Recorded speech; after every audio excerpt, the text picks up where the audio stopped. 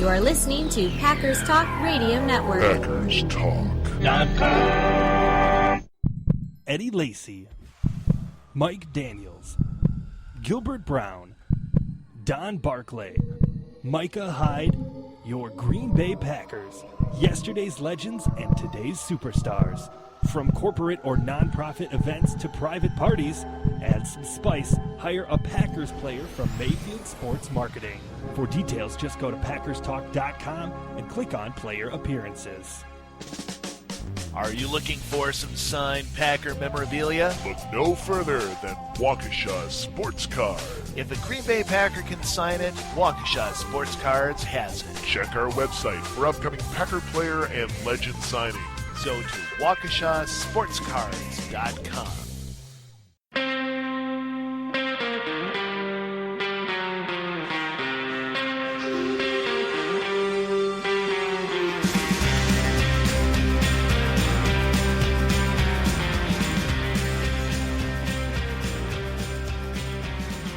What's up, Packer fans? We're back after, a month-long absence, guys? What did you guys do with all of your free time? Jordan, you tell me first. I'm trying to transfer into watching some other sports, but it's nothing like football. Nothing like football. It's been a dark month already. We got 6 more months of it. It's not good. It's only just begun. Dusty, what have you been keeping busy with? I moved a record player into my office at work, which has been great, and I'm gearing up for baseball season, man. I got a PS4 for Christmas. I'm playing some MLB The Show. I'm trying to get back into some video games, but really just gearing up for baseball. And then taking care of a baby. I guess I'm also taking care of a baby. I knew you were going to bring up the kid. Jeez. I know. I'm sorry. Second priority. Mm-hmm. All right, the voices you've been hearing are Jordan Peck and Dusty Ely, and I am your host, Brian Fonfera. And I actually also got a PS4 for my birthday in January. Great. And the only game I had up until today was Call of Duty. So after just a shameful start to my Black Ops 3 career, I've leveled out all my stats, and I'm actually pretty good now. But today I got FIFA 16, and so now it's just... Now soccer dominates my life until the fall. Yep. So there you go. Yeah, good stuff. So we've all been keeping busy. I mean, nothing productive, but busy. Exactly. All right. Well, we're not going to talk about the Packers' loss in the playoffs because that sounds depressing. We're moving on. It's 2016 now. The new league season starts, and we're going to talk the off season, break some stuff down for you. We're going to start with some of the coaching staff changes that were made, namely the new wide receivers coach, Luke Getsy. Finally have a dedicated receivers coach again. Running backs coach, Ben Sermons, who described Eddie Lacy's 2016 season as hungry. Very poor choice of words. And the new tight end coach, Brian Angelico. Angelico. But for real, guys, so Ben Sermons, tell us about Eddie Lacy. He's hungry. Yeah, we know he's hungry. That's the problem. He's hungry. You couldn't have said he's determined. Yeah. Oh, come on. There are so many adjectives in the English language, and he went with hungry. It's accurate. It was very accurate. The man is not a liar. We know that up front. No, it's true. Some McDonald's breakfast and some China food. Here we go. Eddie Lacy, I know you listen to this show, and I'm sorry for how this has started, but it was too rich. How dare you? We here at Pack to the Future believe in you, Eddie. Believe it or not. Mm-hmm. All right. So, those three being the major changes, how do you guys feel about those three new those three position coaches? Do they make you happy? Dusty? Fine. I like that they've split up. I finally have a dedicated wide receivers coach, which was, I believe we've talked about that before. That was that was missing. That seemed like maybe that was stretched too far. Whether that was part of the cause of Aaron Rodgers, say less than productive season or less than what we expect from him season, I don't know. But having someone split between two and then having both suffer, the step downward Devontae Adams had this year, that could have been just, more playing time thrust into a bigger role, or it could have been maybe the coaching. So having dedicated wide receivers coach, I really, really like. Tight end coach, I don't know. I don't have a ton of an opinion. I mean, he turned Angelico turned Gary Barnidge into an All-Pro, which is awesome. Maybe he can do that, but he's my main gripe with Richard Rodgers last season was not Richard Rodgers. It was how he was used. Angelico's not going to be calling the plays. He can coach all he wants, but that's not going to stop them from running 2-yard outs in the flat. So I want to believe in that, but if they don't bring in someone else, like another tight end who can actually do that and make something out of it, it's not going to change how they use Richard Rodgers. So I'm kind of on the fence about that one. I'd like to see how that turns out. I can't say I'm excited.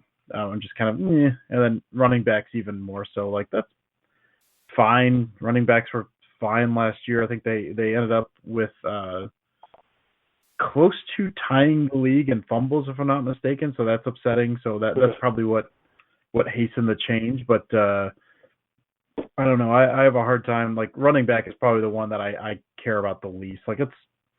It's fine if he can get Lacy running like he did. And I mean, I say running like he did. He had some really good games. Even fat, hungry Lacy had some really good games this year. So if he can get him maybe down in weight a little bit in a contract year, which I can't imagine would be super hard, he's going to be Lacy's going to have a good season, I believe, regardless of who the coach is. So I don't care too much about that. So I'm kind of, I guess, wide receiver coach excited, tight end coach, I don't know, kind of hesitantly positive, and then running backs coach, I'm just kind of whatever.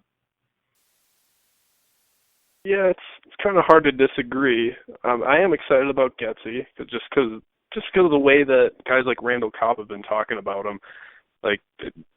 Basically, some players begged Mike McCarthy to promote him to the position, so he's very highly regarded. So I'm happy with that.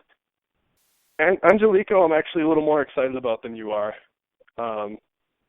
just because Richard Rodgers is so much more talented, and maybe if there's a good coach for him out there who can kind of go to bat for him and say, Mike, I swear to God, if you make him run to the flat one more time and catch a screen pass, I will end you. That's what I'm kind of hoping for. So maybe Angelico's that guy. Yeah. And, yeah, you mentioned Gary Barnidge, and Richard Rodgers is so much more talented than Gary Barnidge, a guy who no one had ever heard of before last year. And he's been in the league a while. So, yeah, I'm excited about that one. Ben Sermons, it kind of seems like a babysitter for Eddie Lacy. Am I wrong? Eddie Lacy has this overweight, underproductive, terrible season. His coach gets fired, and then there's a new guy coming in, and all he's talking about is Eddie Lacy. It seems like, I don't know, Eddie Lacy, personal trainer, babysitter type role. Try to get the most out of him. Here's what maybe they should have done. Is that so? There's the big thing out of Buffalo this year was that how they hired the first ever female coach in the league, right? Man, just running back coach. Man, if that's all it is, personal trainer, Jillian Michaels. Just bring Jillian Michaels in. She sits with Lacy. She just whips him up. It's another female coach. I think she'd be very well suited for that. I'd be excited about that hire. Love it. Now, there were rumors about Eddie Lacy doing the Beachbody workouts. Have we heard anything about that? I'd love for him to shred 35 pounds working out on a beach. All right, Jordan, your thoughts on the coaching changes? Yeah, it's really, until we see any kind of results, it's hard to get too excited about any of it. It's encouraging to see what Angelico's done with a guy like Barnidge, and maybe he'll get little bit more out of Rodgers in his next year plan. With Getsy, I'm maybe not as excited as you guys. It's certainly a good thing that Van Pelt doesn't have the responsibility of quarterbacks and receivers. But from what I've read is that Getsy has spent a lot of time in the quarterbacks and receivers room. So it doesn't seem like a whole lot. I don't know. It's certainly a reallocation of duties, and that's a welcome thing. It needed to be changed, but yeah. I'm hoping that it's, I hope an attitude of staleness doesn't still permeate in that room, which I don't think it will. But I'd like to, once we get a full healthy wide receiving core getting going this next season, then I'll be a little more excited about that. But it's just with all these guys, it's like nothing's a done deal. We have no idea if these guys are really going to be working magic in their prospective jobs. But it's good that some change made. The change with Van Pelt had to be made, so that's a good thing. With the running backs and the tight ends coach, it's just, maybe it lights a fire into Lacy. Who knows? I mean, right now we've just heard talk. He's been in front of a microphone and said some words, so that doesn't mean anything for the course of the season. And as Dusty said, it's a contract year. If that's not enough for Lacy to work the weight off this season on his own without the help of this guy, then no, there's something seriously wrong. Then then the passion is clearly not there. So, yeah, I'm fine with the changes. It's a kind of whatever, but we'll have a better gauge on if they were the right choices come August and September. All right, so real quick, all this talk about Eddie Lacy. Do either of you see any scenario where he is a Packer after next year? Sure. Do I see any scenario that's a possibility? Yeah. In some dimension, probably. But yeah, I'm probably with Jordan. Yeah, probably. It doesn't seem likely, but it could happen, I guess. The way if he goes out and rushes, I think he would just have to have such a perfectly average season where there's promise that he'll perform going forward, but not so much promise that he's going to demand a huge contract. Because I see it as either he gets his act together, has a huge year, and prices himself out of Green Bay, or he doesn't take next year seriously. He plays like crap and is overweight again, and we don't want him.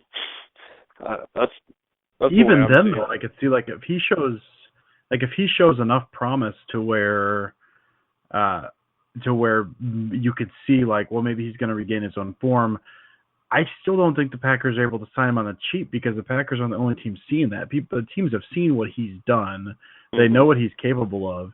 And if he shows any bit of that promise, if he sheds, say, 20 pounds next year and hits, maybe he splits some time with Starks, or Starks may be gone. So for whoever he ends up splitting the backfield with 2 or 3 ways, Aaron Ripkowski, say, splitting carries with Ripkowski. If he hits 900 yards, maybe 1,100 all-purpose or something,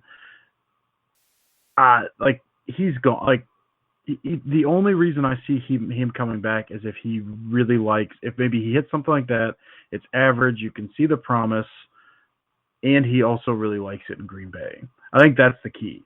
Mm-hmm. If he doesn't really care and he's in it for the money, if he shows any promise at all, someone's going to pony up a lot of money for him, and maybe the Packers will be in that mix if they feel like he's a good fit for them, and they're going to have cap money. But I don't know. It seems unlikely that he's back. Like you said, he's either going to be really bad or he's going to be good, or even if he's average, he could price himself out. So there's a scenario where he's back, but I think it all hinges on how he feels about if he just really loves his time in Green Bay. If he loves either the city or the team, he's going to have to love something about it. I think that's the only way he's back next year. Sure. Yeah, really, and you guys are talking about an average season. I think it's still a good possibility with that. I think it's a very high probability that he has an average season. I don't see him going out and rushing for 1,500 yards. I don't see him doing that. But also, I don't know. There are obviously teams that make the knee-jerk reactions on getting a big free agent name, and if Lacy has a good season, that's what it'll be. But I mean, this is the kind of back that doesn't last very long in this league. The guy that runs this way, he certainly won't be a 1,000-yard rusher for, too many more seasons, even though he's only been in the league a couple of years. It's just that's not what happens with running backs his size in the league. So, it'll be interesting to see how it plays out. All right. So we've talked about the changes. We all seem fairly happy about the new coaches being brought on. What I want to know is if you guys are happy now with the overall coaching staff. Some changes that weren't made were defensive coordinator, Tom Clements is still around, Edgar Bennett's in the same position. So overall, the new coaching staff, are you guys content? Jordan? Yes, I'm content. I mean, we've talked at length over the course of this past season about defensive coaching changes that, we wanted made. A lot of that probably was driven by our emotions in the heat of the moment. Right now, with the pieces that we have on this defense, and if we can add a couple more pieces, I mean, this is a contending team. So it's hard to say, no, this is a coaching staff that's not going to take us to the extra level. We've seen them do it. They've won a Super Bowl. This crew is capable of doing it. Now, we've had many frustrations over the past few years, which is what comes to the forefront of our memory when we talk about, particularly Capers, the defensive coaches, and our playoff performances in that regard. But if I'm content right now in this offseason going in, I am. I actually am. I'm anxious to see what they do if they add a defensive piece in free agency. What they do in the draft in order to shore up some free spots that we need help in. But as of right now, yeah, I'm content with it. I'm not overly excited, but I'm fine with it. I'm fine with it. I have to say overall I'm content too. I've spoken out a lot against Dom Capers, but I'm going to make a sweeping declaration here, guys. The whole rest of the offseason, I am not going to say a negative thing about Dom Capers. I am going to put on my green and gold glasses and pretend that everything is perfect and assume that Dom Capers is going to lead a top 5 Packers defense next year. That is not a prediction. This is being recorded, right? Like this is being recorded, so everyone knows. It's being recorded. I'm making NFL history right now. and it feels dirty, but putting on my green and gold glasses and Dom Capers is going to turn this defense around next year. And the only thing that has me confused is the Tom Clements situation. Like, nobody knows what his role was after they took away the play calling. They said it was basically the same, only without the play calling, but, I mean, he's not the offensive coordinator. He's not a position coach. He's just assistant offensive coach. Like, I thought that was the offensive coordinator when you have an offensive-minded head coach, but I don't know what his role is. I'm not sure why he's still here. I'm not sure why he still wants to be in a place where his role is so ambiguous. I don't know. It just I don't know. I think we all said it, but good or bad thing, but I don't get it. I think we all said it. I think we all said at the time when he was put into that spot that was just a ceremonial thing to, for McCarthy not to, humiliate him in the middle of the season, and then you just figured we'd cut ties with him in the off season. It hasn't happened yet. It is confusing. Right. Yeah. I figured there were probably offensive coordinator jobs out there for him, but I don't know. Apparently he's happy with where he is. Maybe he just really likes working with Aaron Rodgers. That's a possibility. I mean, who could blame him? Yeah. All right, Dusty, how you feel? I will not be content until I see Dom Capers' head on a spike. You hear me, Dom? I wish you had talked before me. Wait, is this somewhere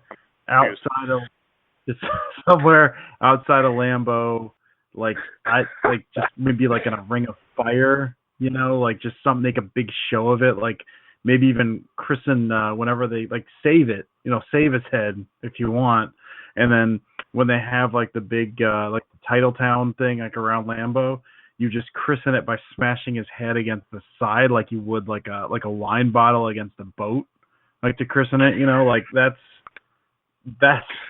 what I want to see. So, coming up next on Game of Thrones. If I see that in a season of Game of Thrones, if I actually see them do that, like, I'm suing them. I'm suing them because I can't do that. Special guest Dom Capers. All right, let me. It's just a guest star, and just his head is smashed, and just me just screaming in my house by myself. My wife has no idea what I'm doing. Okay, I got off on a bit there. Okay, so just a little.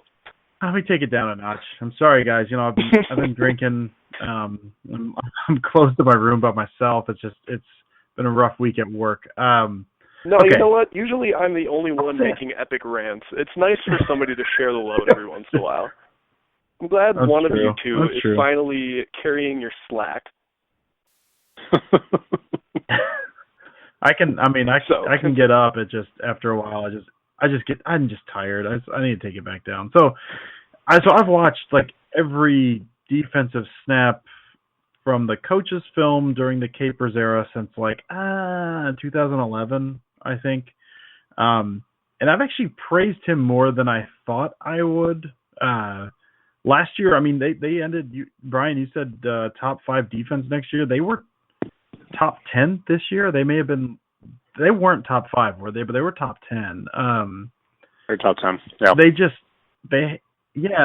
They have this habit of giving up big plays at the worst possible moments, and just long stretches of lethargy and otherwise like they'll come out the game hot, and then a lot of times they'll just not just decide to give up somewhere in the second quarter and maybe start playing in the fourth or something. Like it's a trend. I like what he's done. Like that's the thing. Watching this past year, I like a lot of the things he did. Even the past couple of years, he's had guys in different spots. I did a big post over at when Packer Update was still a thing.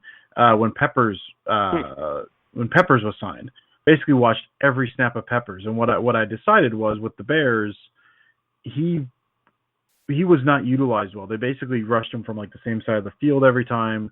It was unpredictable. And I said, if Capers uses him, which they kind of said a little bit after that, the elephant role, they're going to move him around a little bit, he'd be very, very good. To his credit, they did that. They moved Peppers around a lot. He lined up a lot of different spots that they couldn't account for him. And I think that's part of why he's done so well in Green Bay. I'm not ready to say like past tense, because he may not be here next year, but he's done really, really well, and part of that is Capers. He's schemed his players really well. Clinton Dix, that's part of that secondary coaching, but they put him in a good position to succeed. Burnett, same thing. Like they've schemed Burnett really well this past year, past couple of years really. It's been creative looks. So that's the thing. I don't want to get too down on Capers because he is still creative, but they just seem to roll over in big moments far too often. Like it's a trend that's not like a 1-year trend. They had a very good year in 2010. They've had very good years since then, but like never complete. Like it's still just I don't know where I'm going with this. Basically, I don't necessarily know that I wanted to see Capers fired. Like I kind of did, especially after the season. I backed off on it a little. I think I've calmed down despite what my opening comments were. But I wouldn't mind to see him gone. I mean, there's people out there. There's different ways they could go with it, and I think Capers. We know what we get with Capers. He's old. Sometimes he falls asleep in the booth. Like we know what he is. I would have liked to see him gone. I don't like that in a season in which the defense held strong for most of the season, had some bad moments, but still was the same kind of Capers defense we're used to seeing for the most part.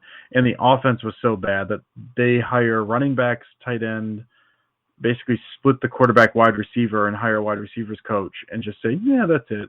And we've talked about this before. It's a little privileged to say it was a disappointing season because they still made the playoffs. They won a playoff game. Like for a lot of teams, that's a success.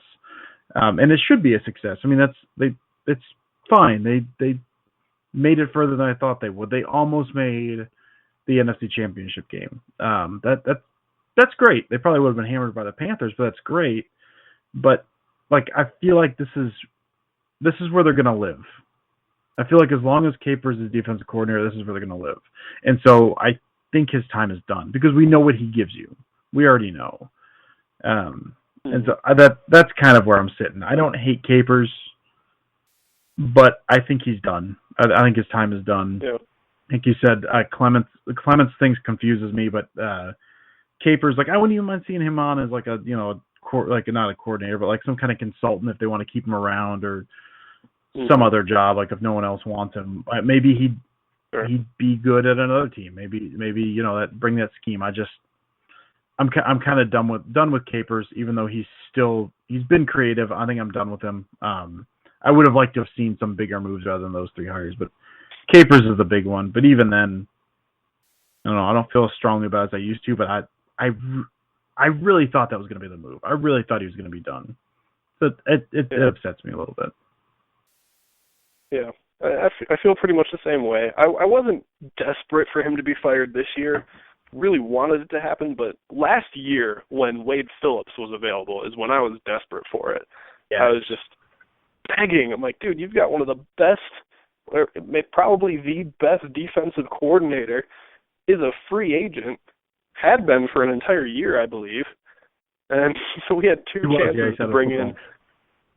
We had 2 chances to bring in a great defensive coordinator that took Denver from really good defense to absolutely smothering in 1 year. Peyton Manning threw more interceptions than touchdowns this year, and he won a Super Bowl because of Wade Phillips' defense. Well, and part of what gets me about the Capers thing too. I mean, I say he's creative, and I praise him for that, but I mean, my God, the talent on that side of the ball, the draft picks they put into it. They've got, Peppers they signed, but they've got a ton of talent on that side of the ball. Like, I feel like a lot of people could have done a lot of very, very, very good things with that defense. And, they were a top 10 unit. That's great. I feel like a lot of people could have done that. Like, they're swimming with talent. There's so much talent. There's a lot of guys who can do a lot of different things. It's just, and they dealt with some injuries, but I guess not a shocking amount on that side of the ball. Like, they're relatively healthy defensive unit, very talented. And I feel like a lot of guys could have done what Capers did. I feel like they need a guy who can take them up the next level. And at this point, I don't think Capers is that guy. No, I don't think that guy is employed by the Packers right now, even. All right. Okay. Moving on to some of our pending free agents. We've already re-signed Mike Daniels. We re-signed LaTroy Guion. And now there's this list left. All-Pro offensive tackle Don Barclay, who obviously we need back. Mason Crosby, our long snapper Brett Good, Casey Hayward, James Jones, John Kuhn, Mike Neal, Nick Perry, Andrew Corliss, B.J. Raji, Sean Richardson, James Starks, and Scott Tolzien as unrestricted free agents, and Andy Malumba and Lane Taylor, a guard, are restricted free agents. So 2 of them re-signed already. I'm assuming Mason Crosby would be the next. I'm not sure, but I would assume. So what we're going to do here... For that, yeah, I assume it's going to happen. So what we're going to do here, let's exclude Mason Crosby. We're sure that he's going to be back. I don't see any way he's not. So we're going to each pick 3 of our remaining free agents that we would prioritize. If we could only re-sign 3 of the however many are left, which ones would they be? Dusty, lead us off. I thought this was going to be really tough, and then I was looking, and it really was not hard at all. There was one guy that I left out that I kind of hate, but I will take, and this is, we're not really looking at salary cap implications, how much money we think they'll get. Nick Perry, B.J. Raji, and Casey Hayward will be my 3. I'm sad I left out James Starks because I really do like him. I actually wouldn't be shocked if he's back on a lower salary, but those are 3 defensive players that I don't know are very, very good or can be good. Raji had a good season last year. Perry was not quite. So over at the site, we had to do before the season our bold predictions, and I predicted my first one. I wrote a couple was that Nick Perry would lead the Packers in sacks this year, which was just horribly wrong. But he had a very good postseason. He actually had limited snaps. He actually had a pretty good year. He looked much better than he had. Part of that's because he's healthy. So I've been a fan of Perry since they drafted him. I really like him a lot. He's never going to be the guy they thought they got, but I think he's going to be a solid contributor. Again, Raji's kind of the same. He's good in the middle. He's not amazing. He's definitely lost a little bit, but he was every bit as good this past year as I hoped he would. And then Hayward is, we saw he's not good on the outside, but he's one of the better slot defenders in the league still. He showed that this season. So those are my 3. I'd like to see those 3 guys back. All right, Jordan. Yeah, this isn't very exciting, but I mean it's I can't disagree. That was the list that I had after I had Mason Crosby on there as well, but as you noted, I mean that's about as much of a done deal as you can have without actually having him put pen to ink. But I mean, for the same reasons Dutch said, these are the guys we need to have back.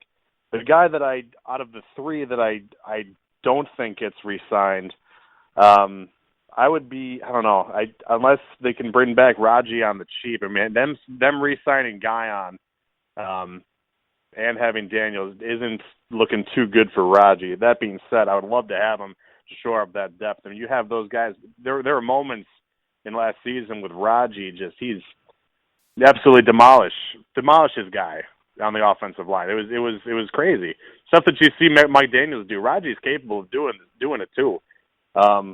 But we'll see. I'd love to have him back. I'm skeptical about him. Other options too, and I think since we don't want to bring up too much of salary cap in this talk, but the issue with Nick Perry too, I have a feeling he's going to be costing a little more, and a guy like Mike Neal is going to be probably a cheaper option. So I could see the Packers sticking with Neal and maybe letting Perry go. I wouldn't be surprised to see that at all. That being said, I would rather have Perry, rather have Raji. So I'm on board with Dusty and his 3 picks for the free agents. Fair enough. I'm going to switch it up a little bit because, unlike you guys, I'm interesting.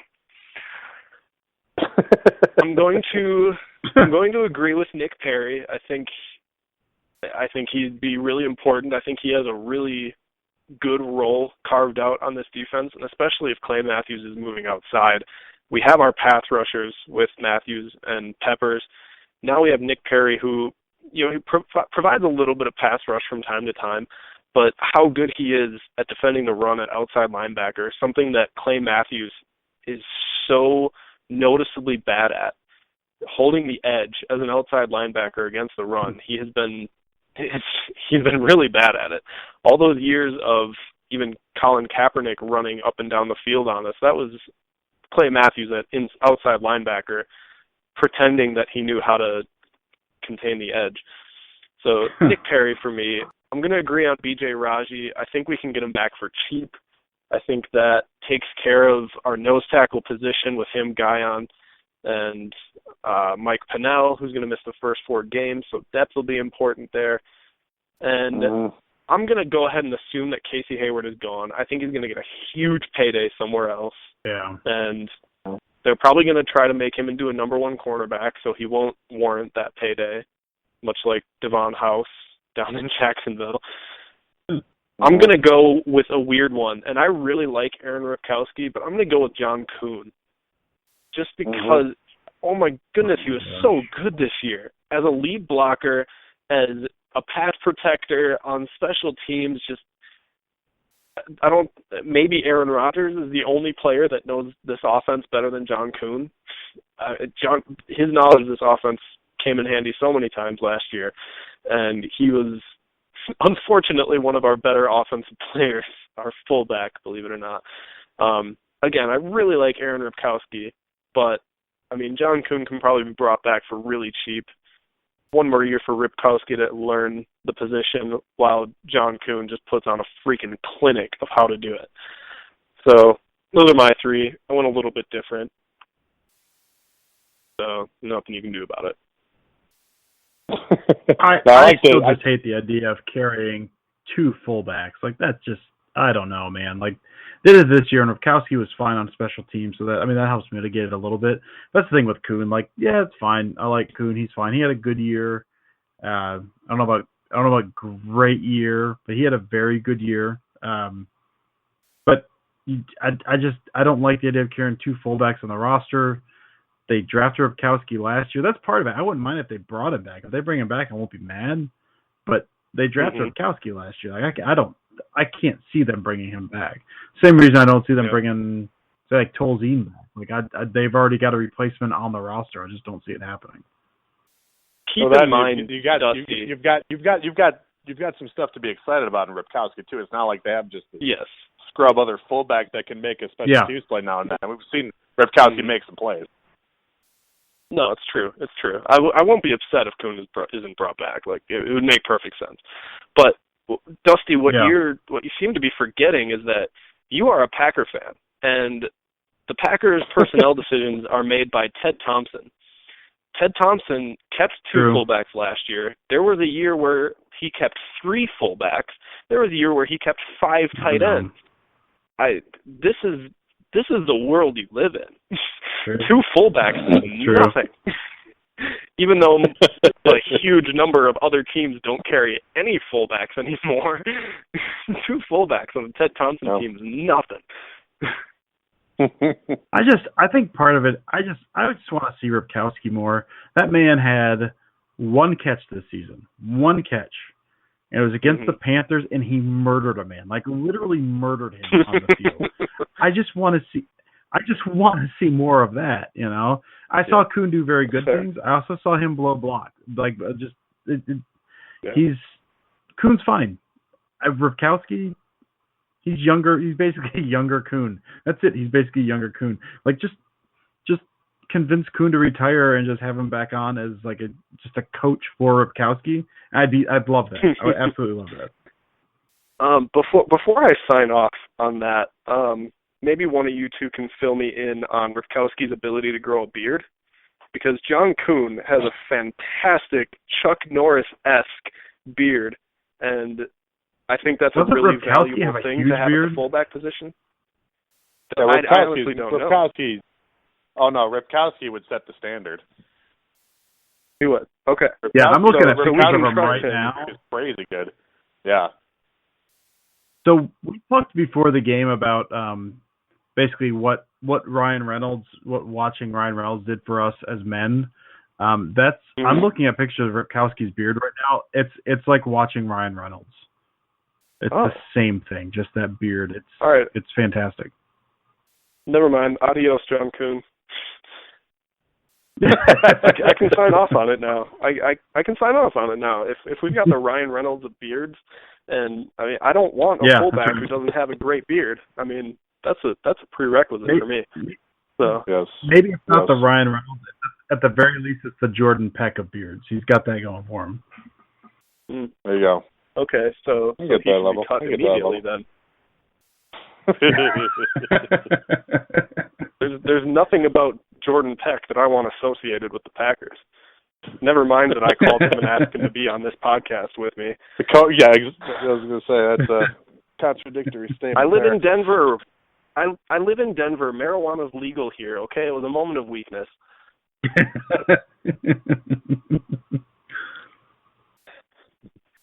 Moving on. Much more sense. Mom, if you're listening, I was not high. I promise.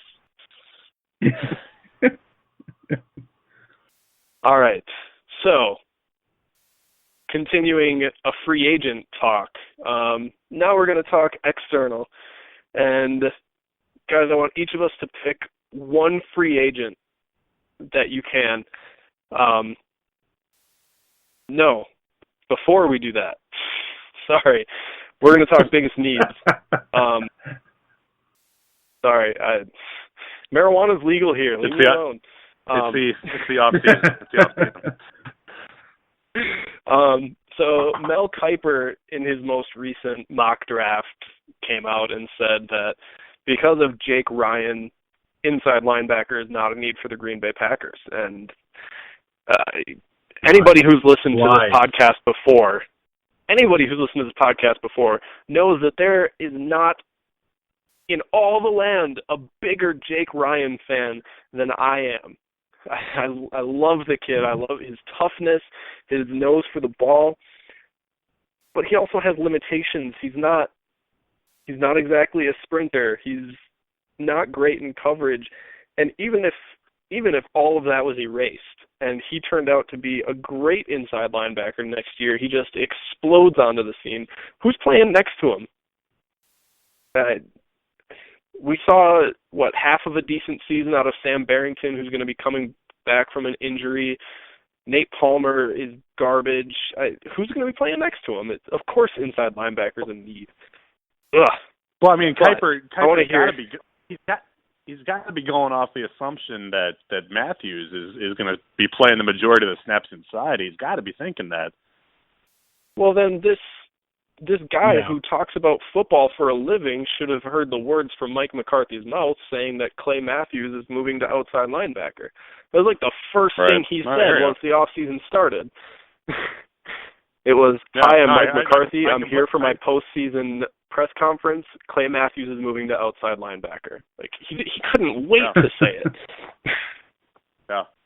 No, I agree. It doesn't make any sense otherwise. It really doesn't. I mean, it's even with Matthews at the inside, it was still a position in need this past season. Yep. So it's a ridiculous statement. Yep. All right. So we all agree that it's a need. Tell me if it is our biggest need right now, and if not, what is? Jordan.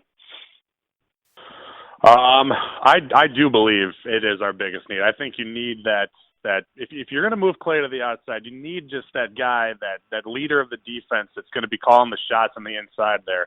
And you're right, it's not going to be Jake Ryan this next season. Guys, he's a good player, but he's a complementary piece. He's not a guy you can center the inner part of your defense around. So for me, yeah, it's clearly inside linebacker as the biggest need for the team. And there's option. We're going to talk about that later, but there's definitely options for the Packers to fill that need. But I'll let Dusty have his go at it. But yeah, for me, it is the biggest need for the team. Dusty, do you agree? Yeah, I mean, I was kind of we kind of talked about this stuff a little pre-show, and I kind of was looking or kind of thinking about what the other biggest needs were.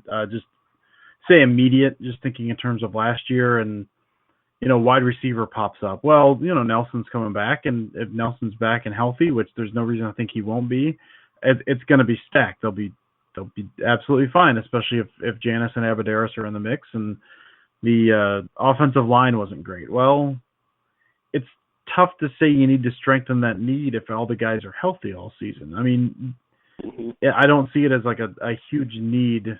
We'll get to that later, but I don't see it as a huge need if you're relying on you need to strengthen it with backups, which depth is important. But yeah, I mean, the defensive line it could be very good. Peppers could be out. You mentioned if Raji if Raji's gone and with Pennell missing the first 4 games, that could be a big need as well. Secondary is great. Secondary is very talented, just up and down. Secondary might be the strongest position on the team outside of, say, quarterback, or if the wide receivers are where they could be. The secondary is stacked. So, yeah, it's hard to look at it and not say linebackers. I mean, like you said, it's – I don't know, man. Jake Ryan's fine. We talked about that a little bit. He's fine, but if you're counting on him, and you mentioned Sam Barrington, I like Sam Barrington just well, but Sam Barrington's biggest weakness is against the pass. He can't cover anyone. He can't cover me. And Jake Ryan is has games where he's okay in coverage, but for the most part he seems lost, and maybe that's something that gets better. But I mean, we already saw what happens when you have 2 inside linebackers you can't cover, and that was AJ Hawk and Brad Jones in the last year there. And we don't want a repeat of that. So it's hard to look at this team and not say that inside linebacker is absolutely the biggest need. Even if Ryan turns out to take a huge step forward in the second game, the second season, like you said, who plays next to him? They toss in Palmer out there. Or they banking on a rookie contributing immediately. Like it's absolutely their biggest need. Mm-hmm. I agree. It's hard to disagree with any of that. Depth on the offensive line is a huge need, but you're also talking about depth. You can't prioritize depth over we need a starter at this position. Defensive line, yeah, we need some depth. Outside linebacker, it'd be great to get another playmaker out there, but, you know, with Matthews and Peppers probably back and Perry possibly back, I think we're okay there. I'd like to see a draft pick. I'd also I forgot what I was going to say. I'm sorry. Just inside linebackers are big. Marijuana's legal. Nobody to put next to Jake Line. That is 3 references to marijuana in this show. All right. I remember what I was going to say. I want to see Jaron Elliott get more playing time at outside linebacker. The guy was a playmaking machine whenever he was on the field, but so rarely saw the field. So as much as I think outside linebacker is a need to bring in one more guy, I'd also love to see a huge promotion for Jaron Elliott. And just all of these positions are, we have somebody there. Like, who do we have at inside linebacker that can cover a tight end, that can go wide and take away a passing route to a running back, that can chase a running back if he is getting the screen pass, anything like that. It's just, we have nobody, and we really need that. Somebody like Darren Lee out of Ohio State will be around our first-round pick, Reggie Ragland maybe. And keep in mind, I'm bringing up these names without any research. I've heard Ragland's name a lot and seen a few clips. I know Darren Lee is a speedster at inside linebacker. Just there are options out there, and they need to be explored because it is a huge need. I think it's our biggest need. You saw what Trevathan and Marshall did for the Broncos, the defense this year. Just their speed inside is an absolute game changer. Absolute game changer. Yep. So, having discussed what we feel the biggest need is, now we will talk about outside free agents, and each of us are going to pick one that we would like to see brought in. And we're considering the salary cap, so we're not going to go out there and say, well, let's sign Von Miller. Obviously, we cannot go drop $20 million on an outside linebacker right now. So keeping the salary cap in mind and the fact that we want to re-sign some of our own guys, who's one guy that you guys would bring in this year? Dusty. This was a tough one. I had 3 guys, and they're all inside linebackers. I am going to go with a guy you just mentioned. Maybe he's going to be a bit expensive. Danny Trevathan. He was outside of the obvious. Still is a huge need. Is great. He's great against the run. He's great against the pass. He's quick. He's smart.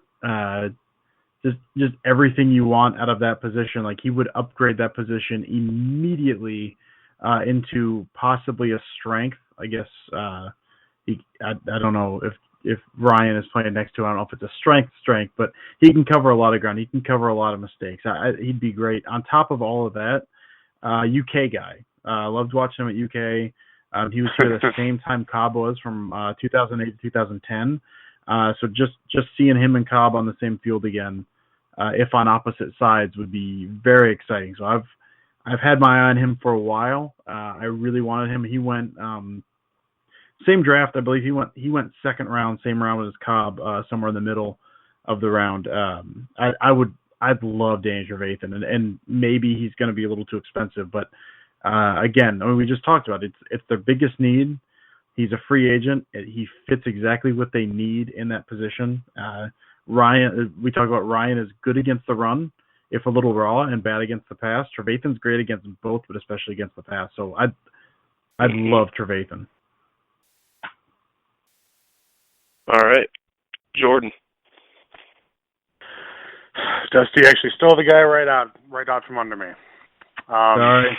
You look at the inside line. No, it really is though. I mean, I think you're right about price. It could be an issue, but I mean, in terms of the other inside linebackers that are still out there and available, I think that he could fit this team great. I mean, he's not as old. Another option you'd have out there would be a guy like Derek Johnson, who's a free agent coming out of Kansas City.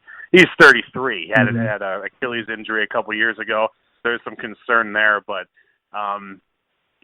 for me, I would love to see the inside linebacker position filled by free agency, by a guy who's proven that he can do it. I'd rather not see this position built through the draft. I mean, you want to see depth built through the draft, but I don't know in the late first round you're going to be able to get a guy that's ready to go starting inside linebacker for this team, ready to make a championship run. I don't think that's the best course of action.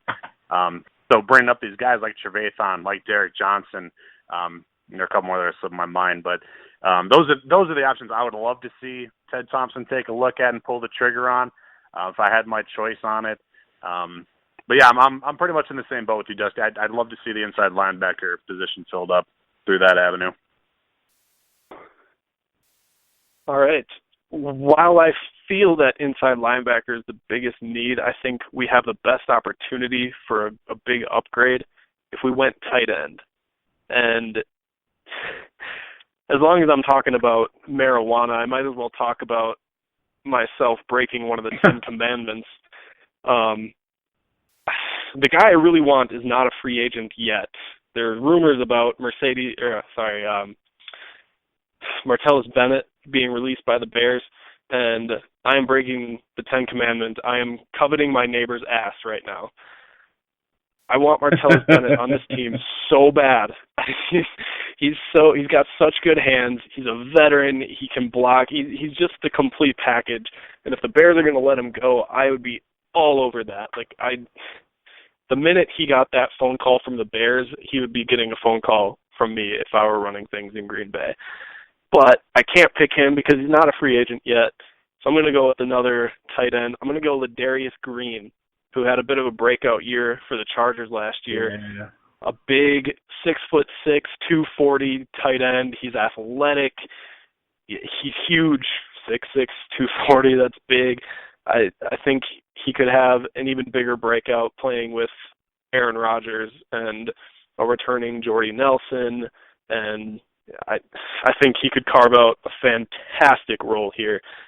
He'd be one of the more expensive tight ends, but even so, I don't think he'd be a break the bank to get him kind of guy. That's the guy I'm all over. He's 26 years old, so he still fits the youth mantra of Ted Thompson. That's the guy I'm going after, and I'm going after hard, unless Martellus Bennett is released. How about we just go sign all three of those guys? And I think that's good. We'll get Derek Johnson, Danny Trevathan, and Ladarius Green, and we'll just win the next 3 Super Bowls. Deal? Deal. Love it. All right. Cool. I'm into it. All right, let's get to some tweets, and we have quite a few, but only from 2 different people. So let's go with the guy that sent just one tweet. Dusty, you got one for us, right? Yeah. So this is Ferris Muir. I'm gonna try to read his handle. He's a writer for Titletown Sound Off. Great guy, great writer. Handle is at chef _boyarg. BOYARG, which I absolutely love. His is there any player in the NFL you'd trade a first round pick for if you were Ted Thompson? Probably 20 of them. Definitely. But, okay, so let's say just one per piece. If you had one, you only got one first round pick. Who do you take? Are we considering cap ramifications? Absolutely not. No? Completely unrealistic. Ted Thompson will never give that up. Throw that out the window.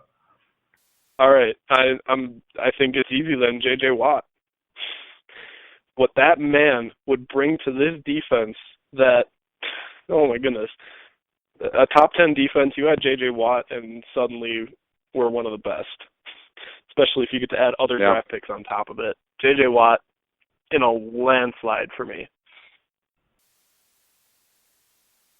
Yeah. No, it's hard. I mean, how do you disagrray with that? It's hard to argue with that. I mean, just for the sake of saying something different, like, man, watching Jordy Nelson and Antonio Brown on opposite sides would just be phenomenal to watch. Like that would be something else. Mm-hmm. To kind of go with that, and I'm not even thinking as much as with that, but I mean, imagine putting Gronkowski on our offense. Oh man, absolutely. That'd be fun. That's hard to argue. Oh my goodness. How would you possibly stop this offense plus Gronkowski? You couldn't. You couldn't. You wouldn't even need Cobb, and you seriously wouldn't even need Cobb. You have Jordy Nelson. You could get Cobb out of the game. You could line up Janis, Jordy, and Gronk, and it's game over. Mm-hmm. You wouldn't even. No offense to Cobb, but Don Capers. No offense to Cobb, but if the Patriots came calling and they said, "Give us your first-round pick plus Randall Cobb, and we'll give you Gronkowski," I would take that and run easily. Oh, absolutely. Oh, yeah.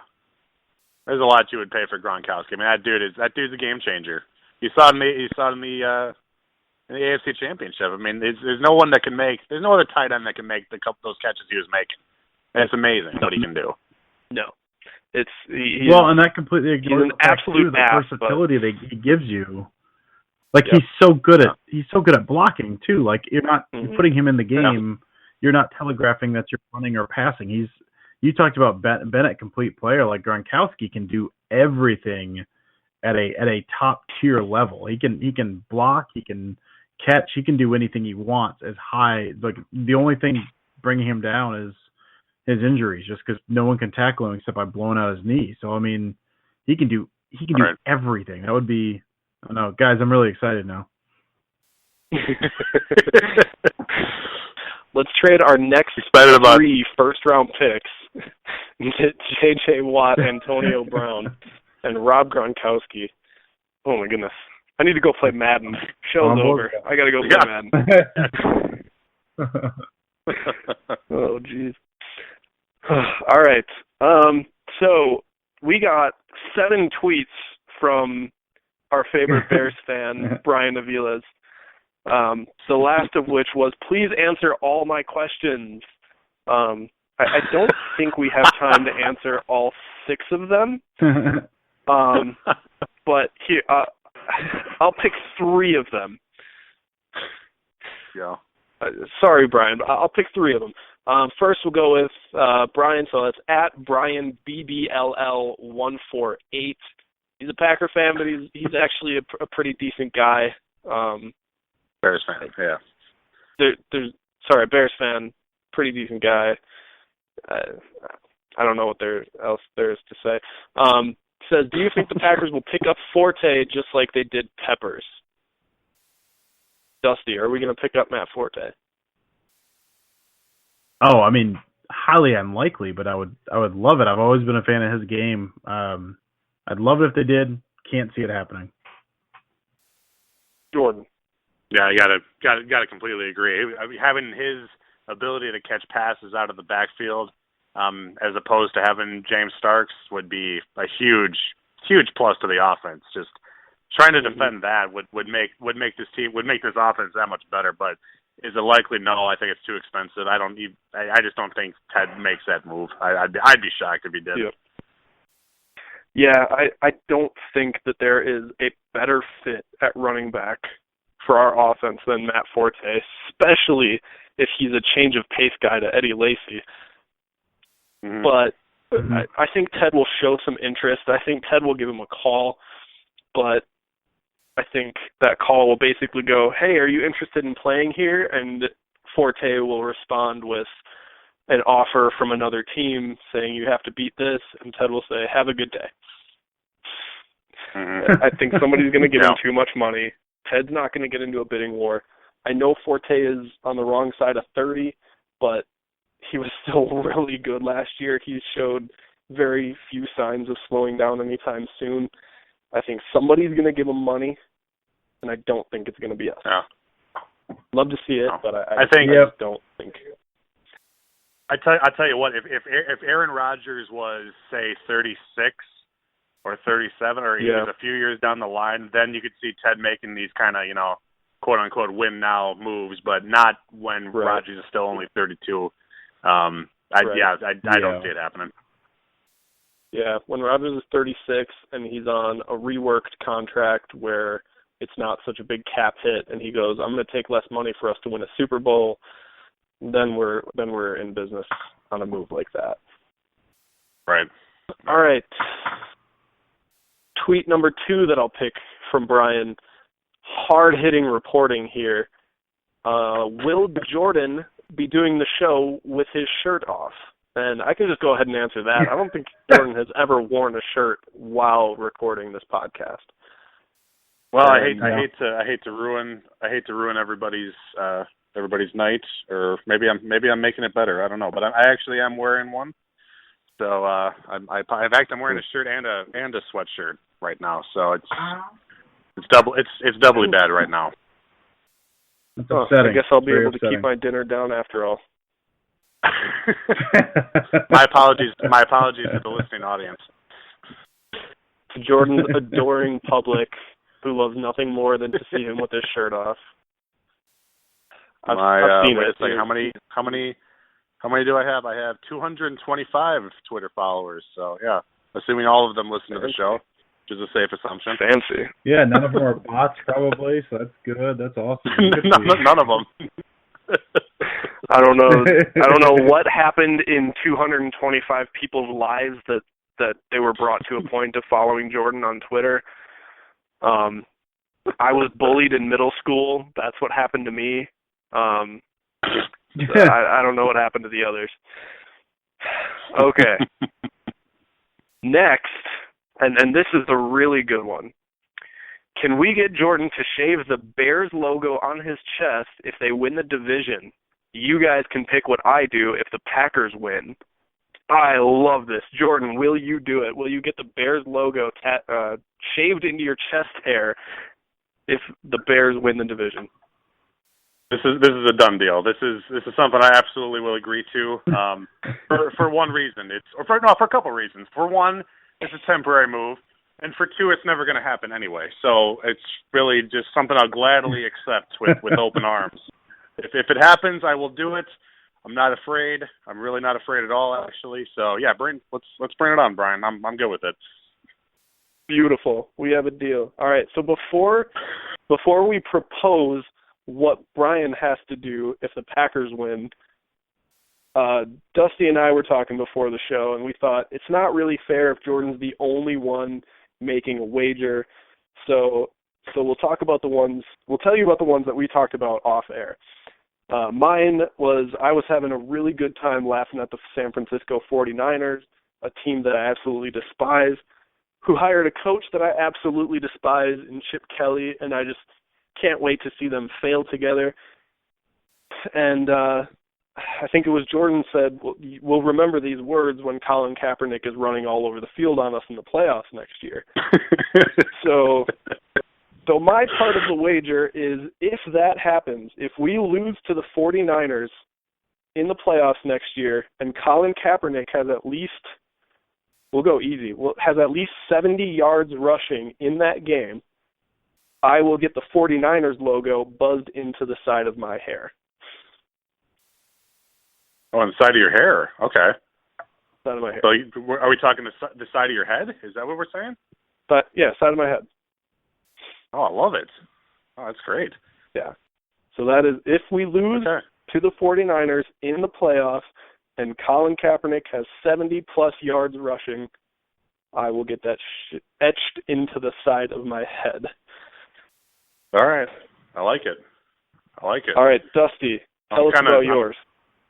So Brian's got a whole lot of if this, then this. It's like, this team has scored the most runs in the seventh inning while it's threatening to rain outside. He's got that kind of thing going on.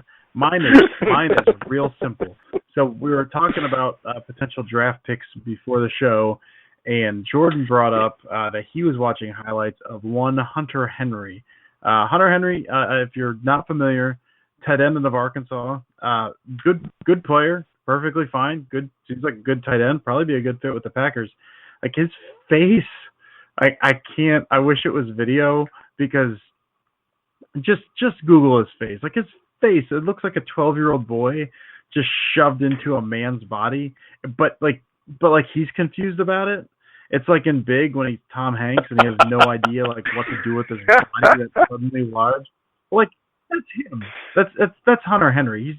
He's like a fat kid I knew in middle school that for some reason is about to be drafted in the NFL. Like it's his I can't fathom why his face looks like this. So Hunter, if you're listening, I apologize. I'm sure you are a lovely young man. So mine, and I feel a little left out because mine has nothing to do with body hair. If Hunter Henry is drafted by the Packers, then I have to change my Twitter avatar to Hunter Henry's face, probably as big as humanly possible, for, what do we say, Jordan, is it a week or a month? How long do I got to do that? I think we agree. I mean, it's nothing affecting your personal month sounds stuff, right. So yeah, I mean, and think about it. And we can even do it from draft time, which is we can do it. Yeah, we can do it even during the off season. Like once the draft, you can even do it then. You can do it in April if you want to. That's fine, but it has to be for a month. Yeah, we'll do that. Okay. Yeah. Yes, that's mine. Right. It's less humiliating publicly, but for my internet persona, which is all I am and all I live for, it's devastating. Devastating. So we'll see how that turns out. And keep in mind, any of these bets, if any of us lose these, that'll all be documented. It'll be on our Facebook page. It'll be on our Twitter account, on all of our personal Twitter accounts. We will get the word out. We promise, Brian. This is worth it. We also discussed what Brian would have to do if the Packers win the division, since he brought it up. And yes, what we came up with was he has to get, and he can pick the font, and we can negotiate the location, but we will pay for it. Tax of the Future will pay for this if he gets the letter G tattooed on his body.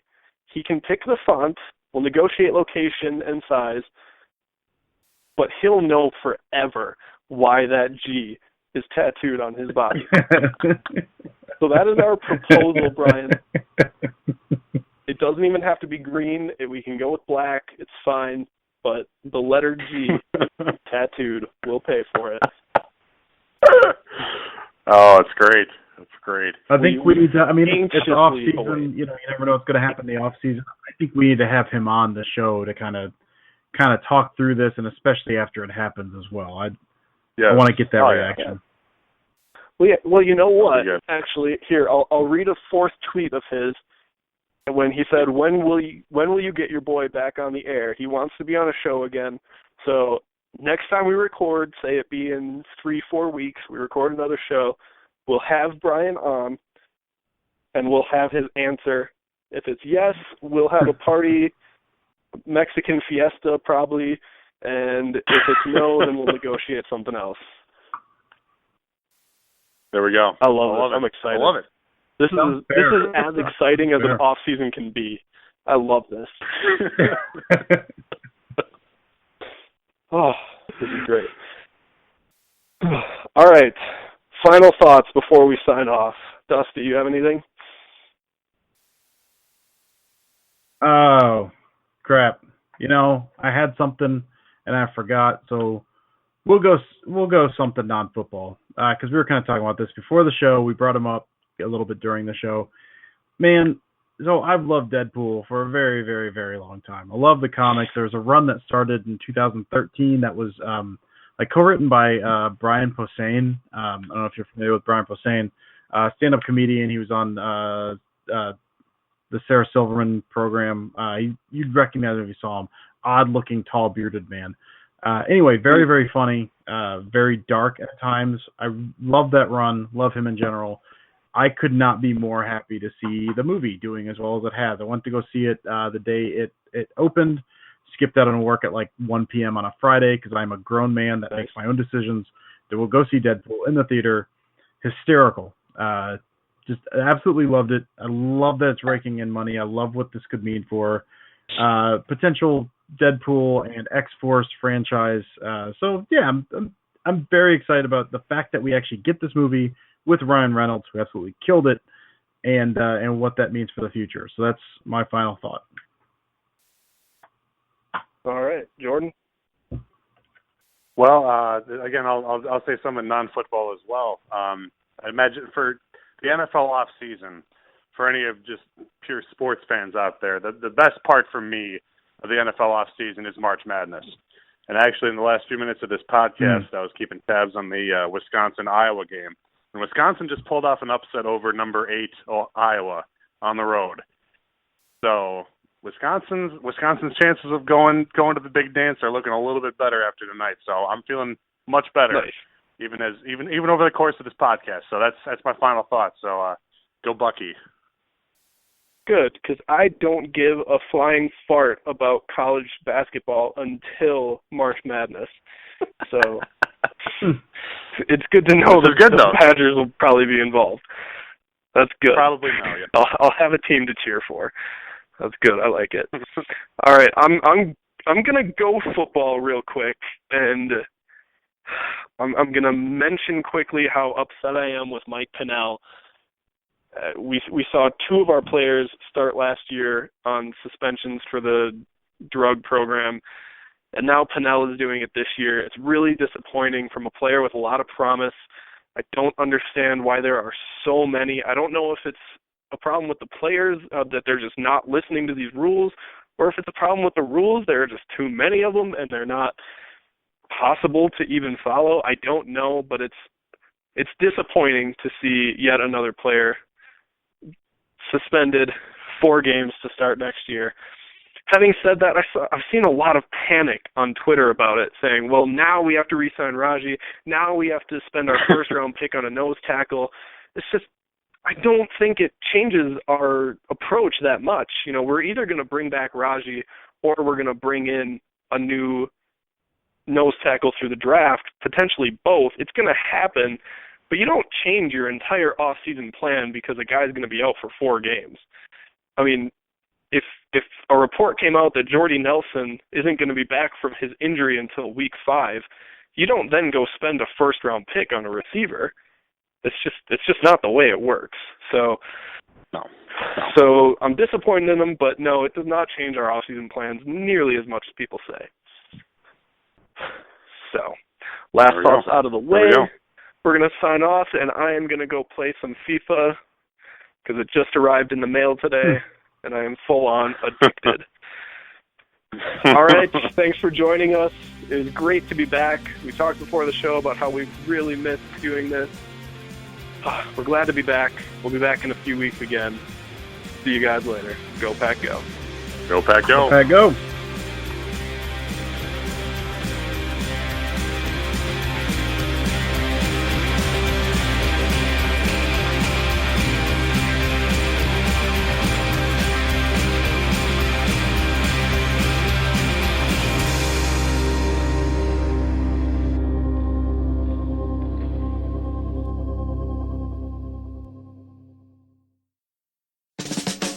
Are you looking for some signed Packer memorabilia? Look no further than Waukesha Sports Card. If a Green Bay Packer can sign it, Waukesha Sports Cards has it. Check our website for upcoming Packer player and legend signings. Go to WaukeshaSportsCards.com. Eddie Lacy, Mike Daniels, Gilbert Brown, Don Barclay, Micah Hyde, your Green Bay Packers, yesterday's legends and today's superstars. From corporate or nonprofit events to private parties, add some spice, hire a Packers player from Mayfield Sports Marketing. For details, just go to PackersTalk.com and click on Player Appearances.